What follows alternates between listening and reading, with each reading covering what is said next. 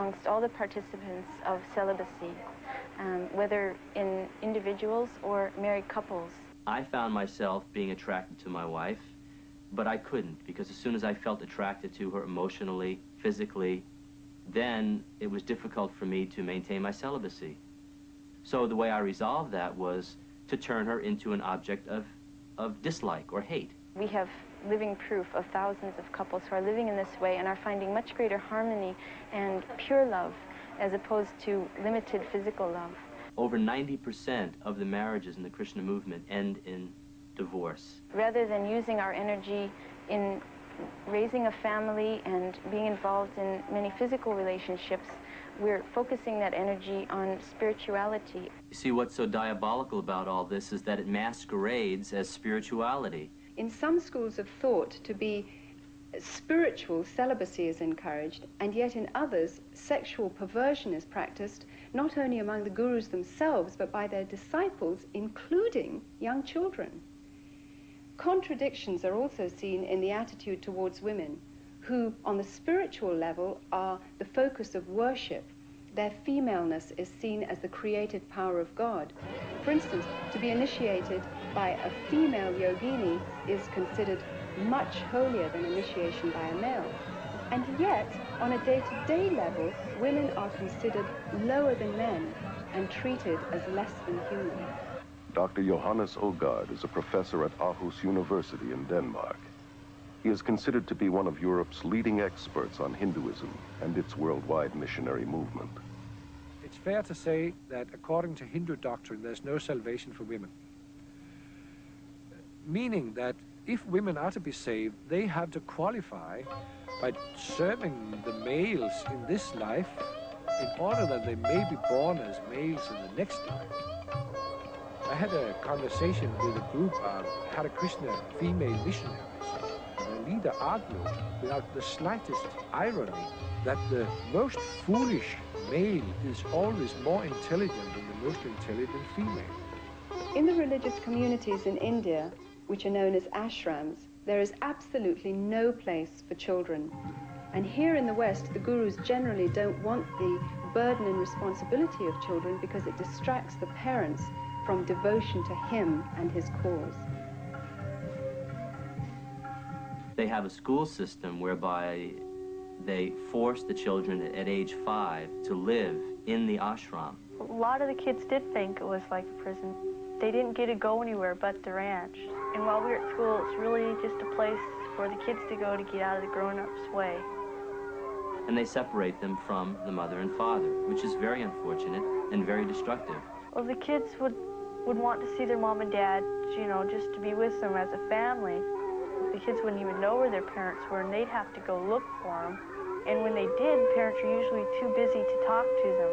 And so the kids were mainly by themselves and unsupervised. The most heartbreaking result of the guru invasion to the West is the damage and harm it brings to the children, those who have no other choice than to live in the ashram because their parents have chosen to follow the guru. Separated from parents and cut off from outside relatives, they become community property. They lose their individuality and identity and are alienated from society. Pastor Friedrich Hack has written over 30 books on various cults and is Germany's leading expert on new religious movements. Children brought up in a cult are only educated to follow the commands of their leaders. They never experienced freedom. They never experienced a responsible life where they could have their own choice, where they could follow their will. I've had these children taken them to parks, and they've seen normal people, and they'd recoil in fear from them because they don't look like devotees. The men don't have shaven heads or robes. I didn't want to leave the ranch. I'd rather stay there because I was scared of the people outside of it. Because, I don't know, you just got a feeling down there, so you were worked into staying there. Now, why would an organization want to disrupt families like that? My own understanding in the cult dynamic is that it's a principle of control, divide and conquer. According to the Guru Gita, one of Hinduism's most important scriptures, The follower must not only adore and worship the Guru as God, but surrender himself and all his possessions as well. Most of the gurus that I know of in the West are super rich. Gurus are more interested in white disciples than in Indian disciples, largely because they get more money from the whites. Rob, former transcendental meditator for 13 years, was a TM governor and in charge of teacher training at Maharishi International University. The TM movement is very wealthy. They have land holdings all over the world. They have beautiful hotels in Switzerland. They have university campuses in the Midwest. They have academies on the East Coast, the West Coast. Here he was getting served on silver plates 6 times a day, sleeping on a very soft bed, riding around in a Mercedes. But supposedly he was so renounced that he wasn't attached to these things, so that gave him a right to enjoy them. Maharishi made a statement that says, when the money comes to me, he says it's transcendental. Money is our last priority. Everything else is our first priority.